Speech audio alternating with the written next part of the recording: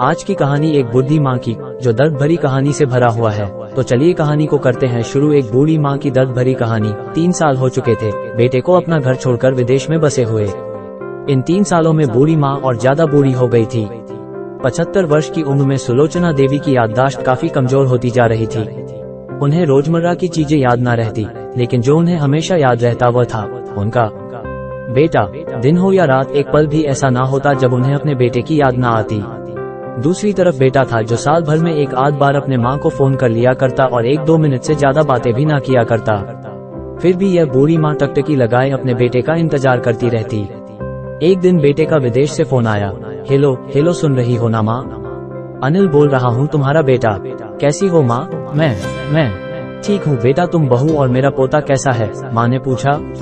सब अच्छे हैं माँ, मैं अगले हफ्ते गाँव आ रहा हूँ माँ तुम्हें लेने। अब हम सब साथ में ही लंदन में रहेंगे माँ। तुम्हारी बहू कह रही थी माँ को यहाँ पर लेकर आओ, बेचारी अकेली वहाँ परेशान होती होगी, बेटे ने कहा। माँ की बूढ़ी सूखी आंखें आंसुओं से भीग गई। उसके कमजोर शरीर के नस नस में खुशी की लहर दौड़ गई। बेटे और बहू का अपने प्रति प्रेम देखकर माँ का मन खुशी से भर आया। बेटे ने आगे कहा, माँ तैयार रहना माँ, मुझे ज्यादा दिन छुट्टियाँ नहीं है। जिससे जितने पैसे लेने हैं लेकर रखना, तब तक मैं प्रॉपर्टी डीलर से बात कर लेता हूँ। घर के लिए? माँ ने पूछा। हाँ माँ, गांव का घर हमें बेच देना पड़ेगा। अब हम साथ में ही रहने वाले हैं तो वहाँ पर घर रखने का कोई मतलब नहीं है माँ, बेटे ने कहा। बुढ़ापे की वजह से ठीक से चलने में असक्षम माँ ने पूरे मोहल्ले में घूम कर अपनी इस खुशखबरी को सबको सुनाया।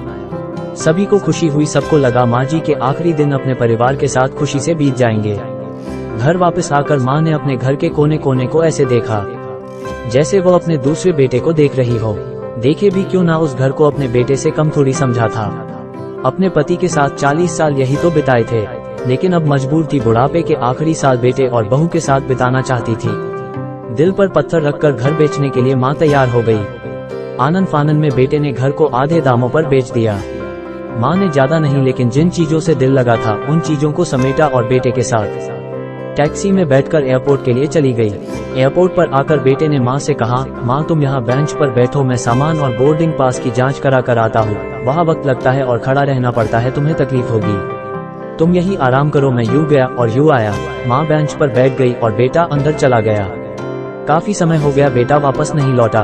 माँ सोचने लगी ज्यादा भीड़ होगी इसलिए देर लग रही होगी। अंधेरा होने को आया, अब तो लोगों की चहलकदमी भी कम होने लगी। माँ को अब चिंता होने लगी। एक कर्मचारी ने आकर पूछा, किससे मिलना है माँ जी आपको? यहाँ पर क्यों बैठी है? डरती हुई आवाज में सुलोचना देवी बोली, मेरा बेटा अंदर सामान की जांच कराने गया है। लंदन जा रहे हैं हम। क्या नाम है माँ जी आपके बेटे का? कर्मचारी ने पूछा। अनिल नाम है मेरे बेटे का, सुलोचना देवी ने बताया। कर्मचारी अंदर गया और थोड़ी देर बाद बाहर लौटा। उसने सुलोचना देवी से कहा, माँ जी लंदन जाने वाली फ्लाइट तो दोपहर में ही जा चुकी है और आपका बेटा भी उस फ्लाइट में बैठकर लंदन जा चुका है। अब आपके यहाँ बैठने का कोई मतलब नहीं है। आप भी अपने घर चली जाइए। क्या जा चुका है और मैं घर जाऊँ? घर? माँ की आंखों से आंसुओं के सैलाब उठने लगे।